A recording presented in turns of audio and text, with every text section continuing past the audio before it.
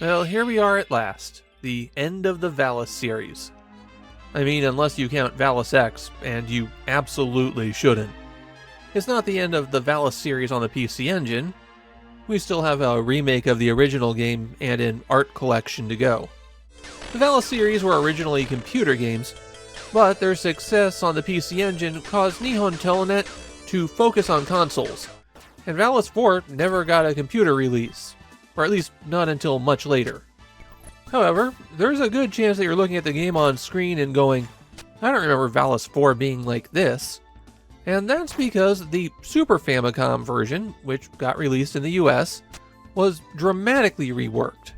Almost everything I'm going to talk about in terms of gameplay is different in that Super Famicom version. Valis IV picks up decades after Valis III. At the end of Valis III, the heroine Yuko is gone. Years later, a demon named Gallia is hunting for the One Ring. Once he finds it, he loses control of his power and is imprisoned by a new set of heroes. Decades later, Gallia escapes, abducts the queen of the fantasy world, and starts causing trouble. Cham, who was one of the playable characters in the previous game, leads a group of mercenaries, and two of her soldiers want to do a commando raid to recover the queen. After engaging in a tutorial, Cham agrees that they're ready for this mission, and so Lena the swordswoman and her sister the wizard set out on a quest to rescue the queen. After they defeat the first boss, the duo encounter Galgia, who wrecks them. They're about to be killed, but are teleported away by Osfal, who lets them know that they need the Sword of Valis if they're going to have any chance, and joins them on their quest to defeat his son. Similar to Valis III, you can switch between the characters by pressing the run button, and all three of them have distinctive abilities. Lena attacks with a sword, and fires a short-range crescent beam when she attacks. Lena's special move is that she can slide when you press down on the D-pad and then hit button 1. Specializes in long-range attacks. She shoots out a bird beam thing. It acts as a boomerang coming back to her. Special ability is that she can double jump. Since most of the platforming in the game is designed around using that double jump ability, you're going to be spending most of your time playing as her. As for Osfal, he's huge. His attack is big, travels downward, and then follows the ground for a little bit. And his special ability is that he doesn't take damage from stage hazards. So spikes on the ground, things like that, he can just walk through them. Now, between double jumping and not getting hurt by things, you might be asking yourself, why would I ever use Lena? And you shouldn't. The main character in Valis IV is the worst character to play as. There's a few bosses where her ability to slide under things is effective, and a very small number of gaps in stages where she can slide through, but Lena doesn't offer anything in terms of attack, defense, or ability. You should play as any other character. At least until the game forces you to play as Lena, which it will eventually. There's one more ability that everyone has, and that's magic. You can press and hold button 2 to charge your magic attack.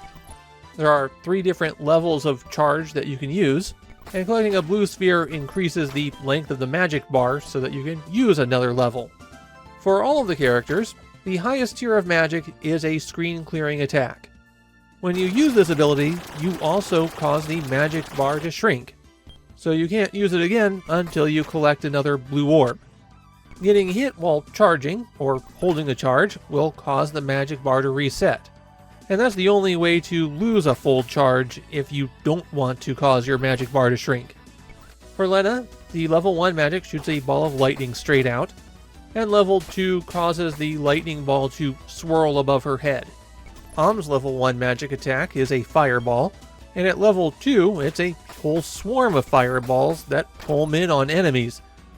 Osfal's magic attack is a bigger version of his already big normal attack, only it goes up in an arc.